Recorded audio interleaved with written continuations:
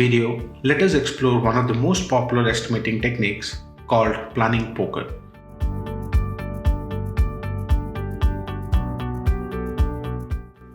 Planning poker is a team-based estimating technique that Agile teams use to estimate their product backlogs. Planning poker can be used with story points, ideal days, or any other estimating unit. This technique is loosely based on the Delphi and Wideband Delphi approaches practiced at the RAND Corporation in the 1940s. This exercise is done by the entire Agile team together so that when they estimate together, they commit to it as a team. Let's look at the steps. In planning poker, each one in the team is given a set of cards that contain the numbers the team has agreed to use as the estimate.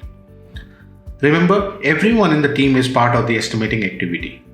The numbers could be modified Fibonacci sequence, but the team can use whatever they think fits the team's requirement. The product owner then explains the backlog item, usually user story, to the team. The team and the product owner discuss the item. Each members seek clarification if needed. The product owner clarifies expectations. This could be a quick activity but might need more time based on the complexity of the requirement. Once each team member understands the requirement and various parameters associated to it, such as the complexity, the volume, how much they know about the item, how much they don't know about that item, they come up with an estimate individually.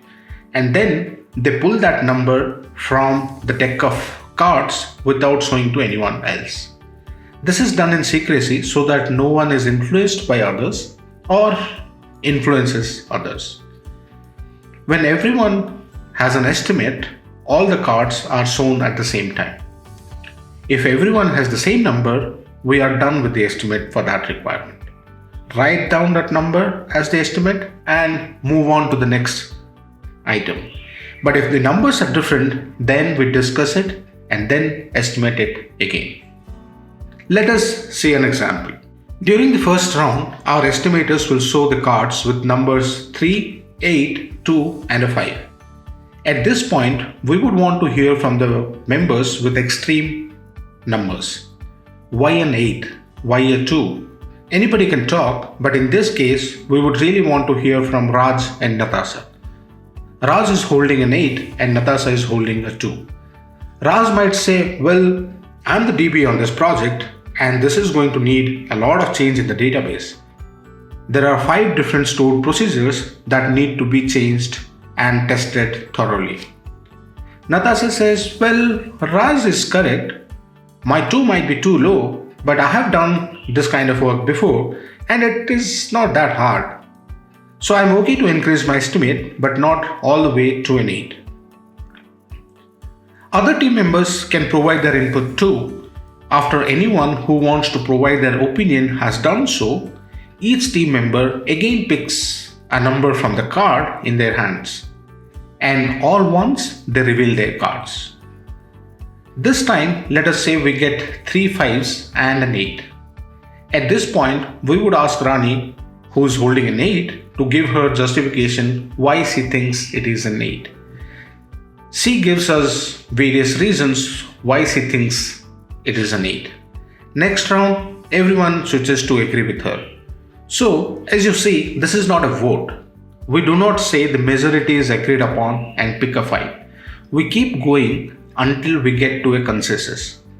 Consensus is, I might not agree with you, but I am okay to continue in the interest of the team. The consensus might be a little false, but that is okay. Suppose we go another 2 or 3 rounds with Rani showing an 8 while the rest of us have 5s. At that point, we will probably ask Rani if she thinks we have heard her argument, but that we just disagree.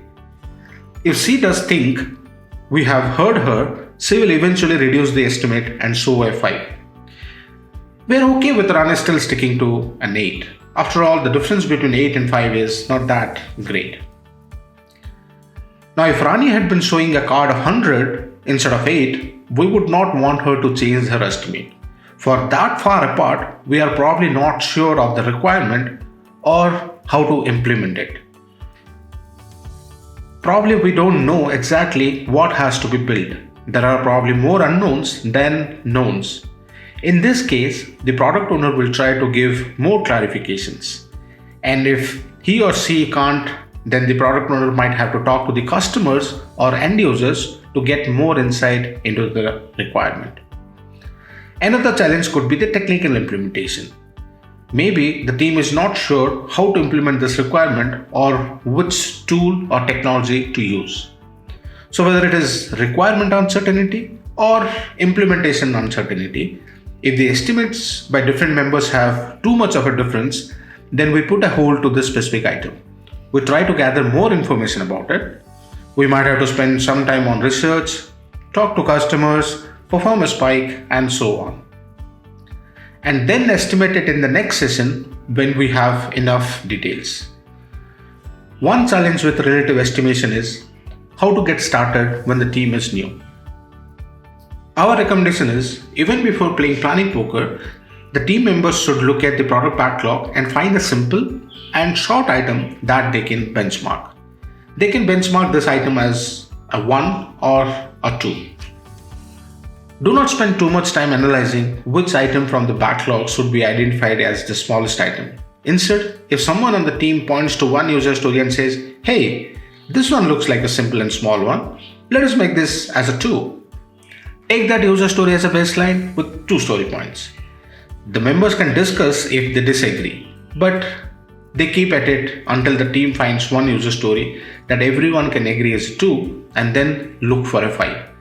The idea is to get a pair of numbers that everyone agrees on to form a good baseline across most of the order of magnitude, and then start playing planning poker. This is how you play planning poker to do relative estimation of backlog items. This is a whole team exercise. When the entire team is involved, it increases accuracy by including all different perspectives, builds understanding, and creates a shared commitment. I hope the video was useful.